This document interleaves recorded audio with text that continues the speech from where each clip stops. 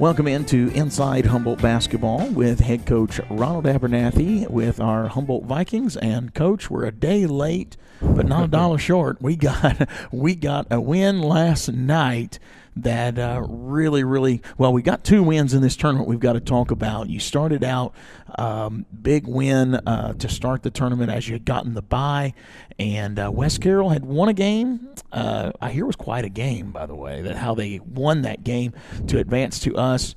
I knew we were confident going into that game, but really took care of business in game one for us, didn't we? Yeah, we really did. Our kids, we had a great week of practice. Yeah, a great week of preparation. My coaches had did a good job of scouting West Carroll again for the present time, and viewing the video and viewing the film, and doing some things that we needed to do to maximize our effort and take away some strengths from them. And I got to applaud Coach Butler. All right, because we talked about in our meeting making some adjustments, and some adjustments that he talked about making were very beneficial for us in guarding the MVP of our district. Yeah. Well, yeah, let's talk about that too, because I know that was kind of a shocker to some fans that was sitting in front of me. That was a pretty good player. He just we did a better job of basically defending against him. Right. We did some special things with him again, as I talked about. Coach Butler had brought to mind some of the things that we need to do, and of course, he put it in, and of course the kids carried it out well, and we were able to bottle him up, and we did a good job of containing him. So, is it very unusual for the MVP to be on a team that didn't play in the championship game? Let me say this, and I will go on record as saying I was very disappointed. Yeah. And of course the coaches voted. Okay. And I was very disappointed because in my years of coaching, I've always tried to just vote for the best player. Yes. And that did not happen. Okay. And I was very disappointed. We seem to have had a couple of schools who, for whatever reason, did not vote the correct way. Yeah. Because there's no question that Fred Moore has, up to this point, been the best player in the league. And I say that because I had coaches from the other schools who voted for him to say that to me. Yeah. That there's no way that this kid should have been the MVP. And then one of the coaches brought up to me that this kid and this team, West Carroll, finished fourth place. That's right. And that they did not beat the number one seed, which was us. Yeah. They did not beat the number 2 seed, which was Middleton. Yeah. And they did not beat Halls, the number 3 team, not one time. 0-6 against the top 3 teams, and yet you voted to be the MVP, which I was very disappointed in. Sure. That's different. And I knew, like I said, the fans sitting in front of us, they were hollering it. Like, how in the world is this kid the MVP when, he's not in the top 2 teams even. Not even in the championship game. Yeah. So I was very disappointed, and I will go on record to say that. Sure. That the schools that did that's not fair. Yeah. And it's not right, and I just hope, it's in our district we've had, coaches voting right. Yeah. But for whatever reason, whatever has happened, this time it wasn't the case, and I'm appalled. Sure. I'm really appalled that you would do that. Which, in the end, and I know, again, well-deserving for him if he could have gotten that award. In the end, those awards don't decide championships.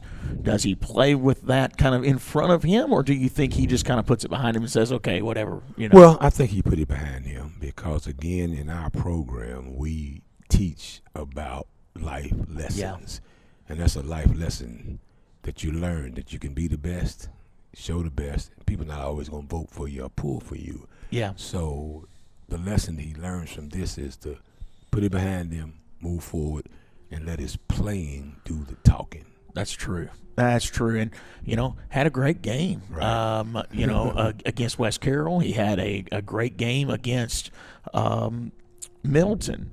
I think in the game against West Carroll, I think he ended up with around 20, 21 points, right. 16 to 18 points in the championship game there against Middleton.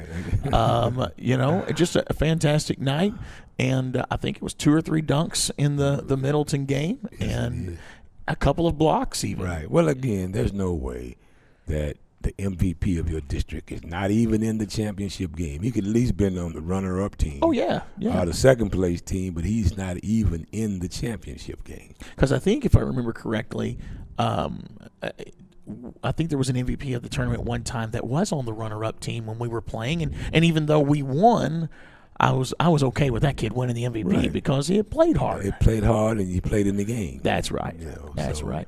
Now, MVP for the tournament was Stephon Shivers, I believe. Right. Which, again, that's kind of that dual head that we have going on down low by design. It would have been a great thing to have seen Fred Moore get that nod. But we're looking at both of those games. West Carroll, I mean, that game was a blowout. I saw a lot of depth players getting a chance to play.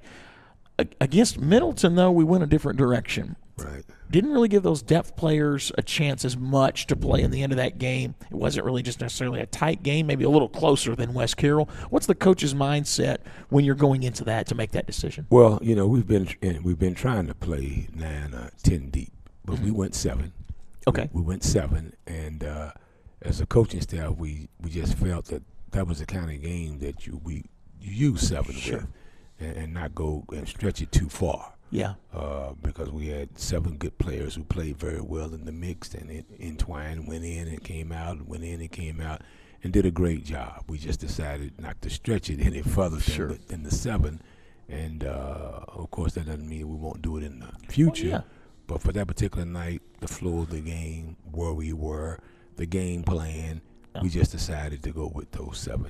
And if you play too many players, it can penalize your starters when you start talking these awards. They start looking at, point totals and that sort of thing, and it can kind of skew a little bit of that.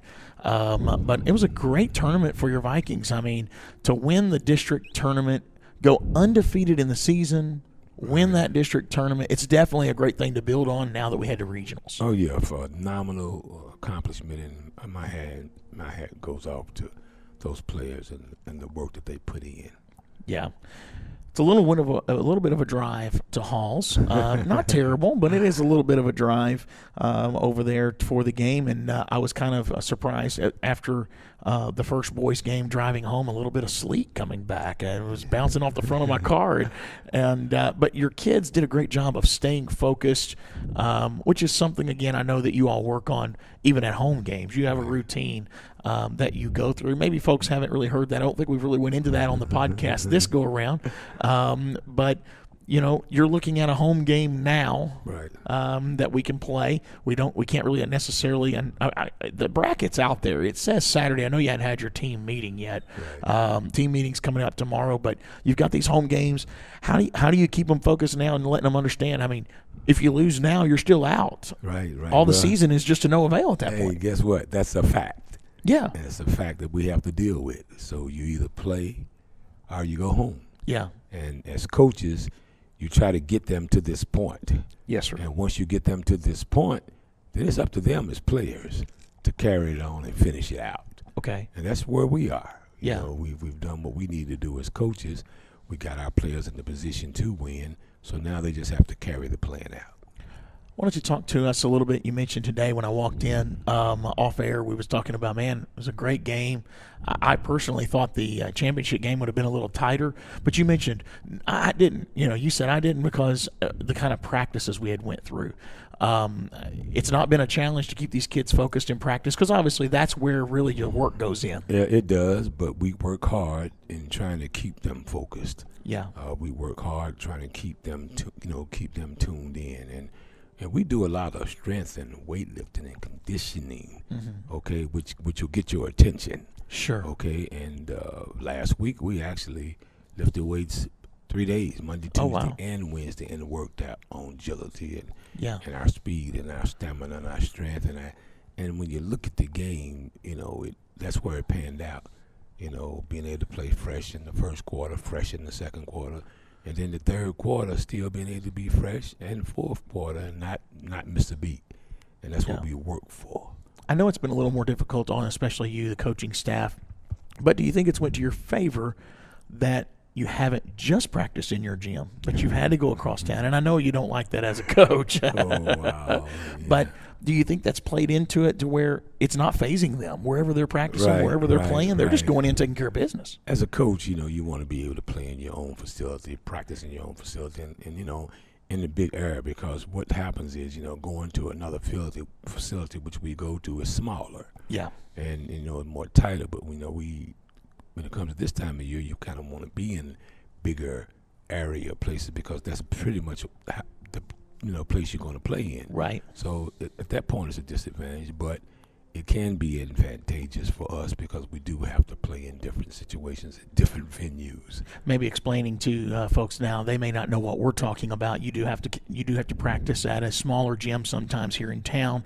Right. But is that pretty much behind us now as far as that goes? Was that because of junior high basketball? Yeah, it was because of junior high girls and boys and varsity and girls. So pretty much that's behind us now. Yeah. We pretty much have access to the gym. Okay. So I just wanted to kind of get that out there because I didn't want people to think anything's wrong here. This gym is in good shape. Oh, yeah. They're taking care of the Thomas Ray Boykin Gymnasium. It's not got leaks or anything like that. We're just having to accommodate 4 teams that have actually went into postseason play. Right. And now looks like it's just the high school boys and girls district tournament champions, both sides. Right. Now they're saying, and I have a misprint in the paper that I've got to get fixed because I didn't become aware of this until last night. According to my records, I traced it back to 1985, the last time the girls had won the district. Now, we had won, I believe, regionals, but we had to come from that second seed or down. And but 1985 was what I had tracked it back to. But apparently, I was off 2 years. It's 1987, and our school superintendent was on that team. Oh, so I caught her in the parking lot last night, and I said, hey, I'm going to make that right. So when you read that, don't call me. I'm going to fix it. But we're a weekly paper, and sometimes those mistakes happen, and you can't correct it because it's already been sent to print. But 1987 for the girls. Now I know the boys, it's been a lot sooner than that. But for both, I still have not been able to track down when the last time both boys and girls won the district. It's been history in the making this year. Right, yes it has. And Coach Green, again, hats off to him and his staff. He's done a tremendous job of taking what has been given to him and making something out of it. That's unreal. When we come back, we're going to look ahead, not too far. I know Coach won't want to go too far, but we will look ahead to the next game and talk about who we're going to play on Saturday right here at Thomas Ray Boykin Gymnasium. We'll be right back. You're watching Inside Humboldt Basketball with head coach Ronald Abernathy. Hey Vikings fans, this is Ted Martin, former Humboldt Vikings quarterback and class of '93 graduate. When me and my fellow classmates want to follow Viking sports, we watch Viking News on Demand. In addition to live streaming of games, there are also plenty of specialty shows that keep us all involved in our alma mater. On behalf of the class of 1993, go Vikings! Are you looking for a job in manufacturing or maintenance? Look no further than West Rock, located at 1720 North 9th Avenue in Humboldt, Tennessee. West Rock is not only proud to support the Humboldt Vikings, but they are also actively hiring. What's even better is there is no mandatory weekend overtime. The manufacturing position starting at a competitive $19.25 an hour, and the possibility for an increase to $19.83 an hour after just 60 days. West Rock offers a great opportunity for those interested in the field. If you have an experience as a maintenance technician, the pay ranges from $21.39 to $32.88, depending on your level of expertise. Don't wait any longer to get started on your application by visiting jobs.westrock.com. Join the West Rock team as we cheer on your team, the Humboldt Vikings. Simmons Bank presents Banking Made Easy. With our powerful mobile banking app and online banking, at the touch of a finger, you can make deposits or pay bills, view account balances and transaction history, keep a close eye on your money with helpful alerts, even customize features just the way you want them. And with our contactless Visa credit and debit cards, you can just look, tap, and go. Convenient banking from Simmons Bank. Easy, fast, and secure. Learn more at simmonsbank.com/easy. This burger looked at one slice of melted cheese and said, more cheese. It looked at pickles and said, also onions. It wanted to be more than hot. It wanted to be juicy. This is the Quarter Pounder with cheese.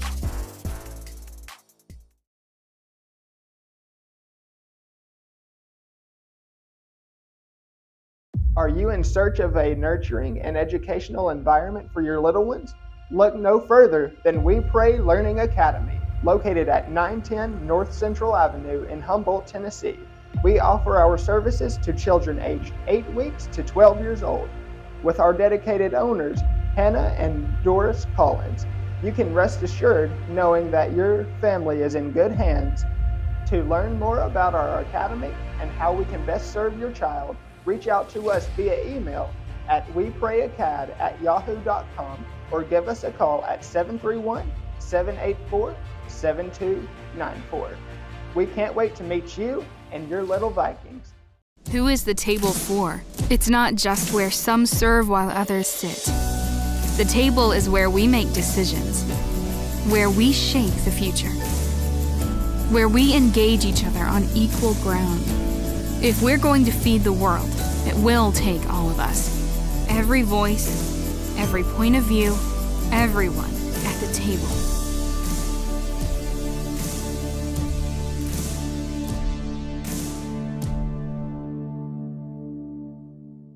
Nothing brings community together quite like a sporting event. Security Bank and Trust Company is committed to supporting our local sports teams because we know how important it is to be part of a great team. This is Deanne McEwen at Security Bank and Trust Company. When you team up with us, you are fostering the competitive spirit of our local athletes. Want to be part of our team? Join our amazing banking community. Visit your nearest branch or head to securitybanktn.com to learn more. Equal housing lender, member FDIC.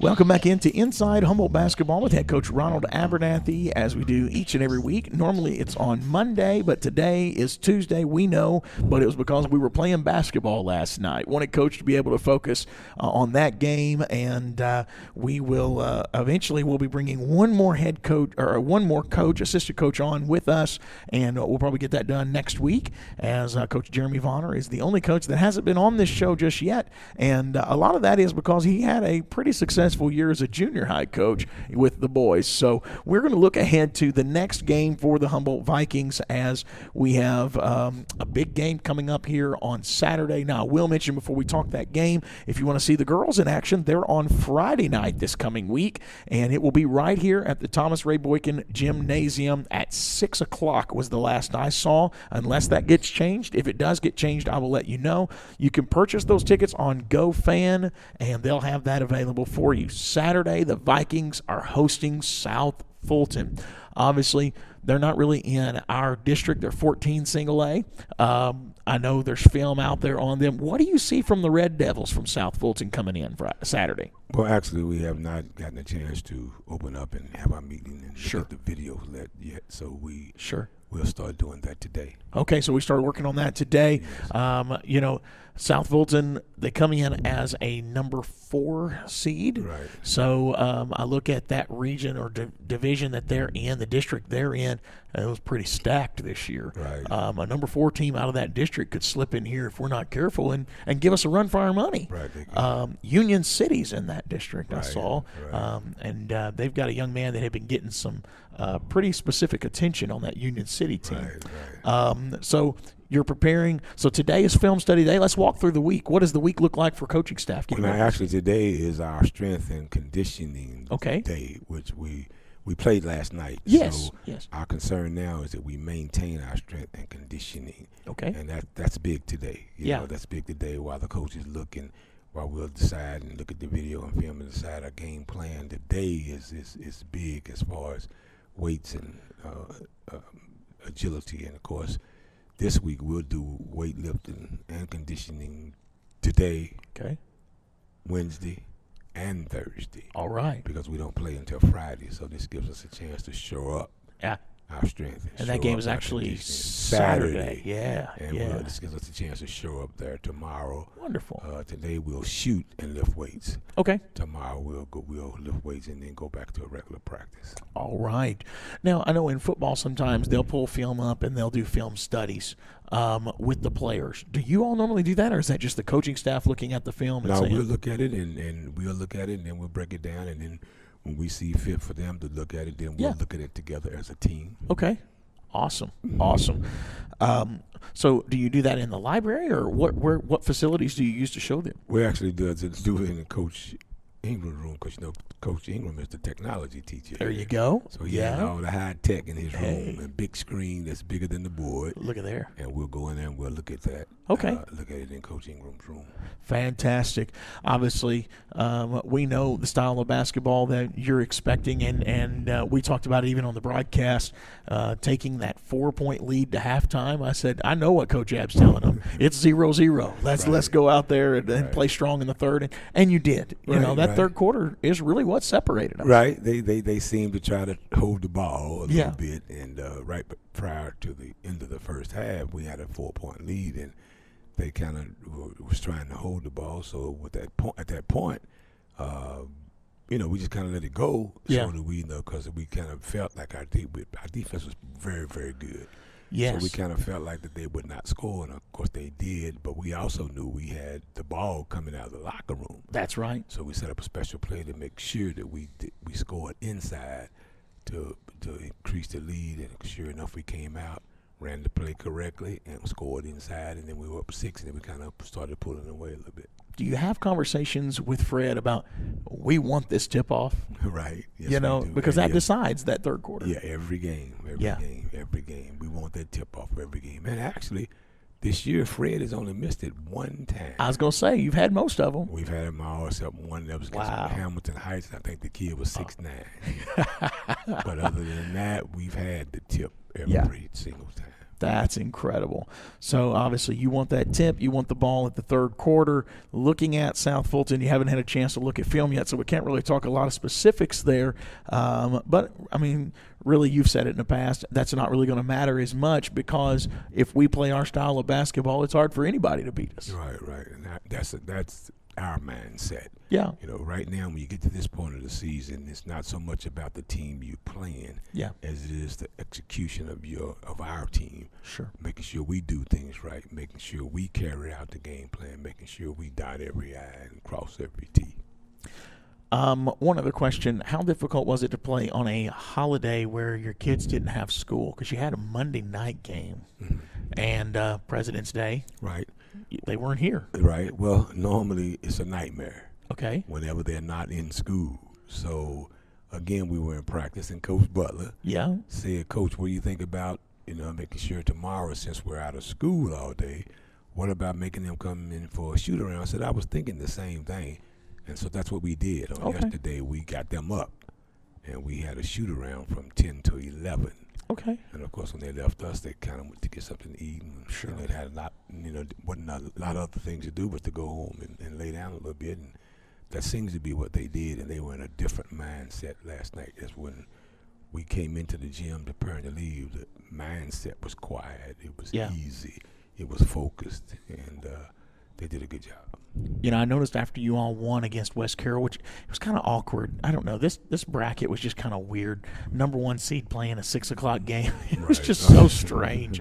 And but I noticed your guys came into the stands and watched that second game. Right. Is that something coaching staff encouraged? That some kids wanted to do, or was it a little of both? No, we knew both. We kind of wanted to stay and see and look a little while.